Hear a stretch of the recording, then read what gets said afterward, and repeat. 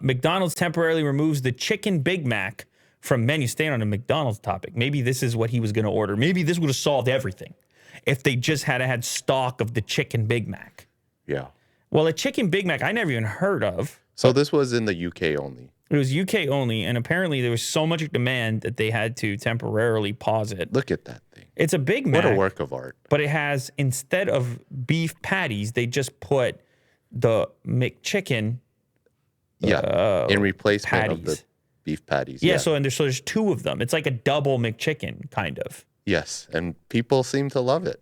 Yeah. So much so that they had to halt the sales because it's just too much demand. Incredible.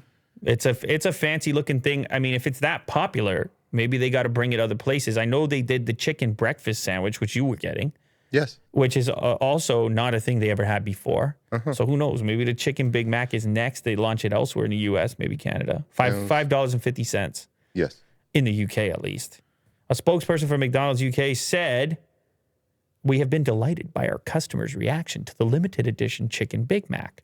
The demand has been incredible, and we simply cannot keep up." Yeah, who knows, man? Maybe we'll see it worldwide. I'd love to try it.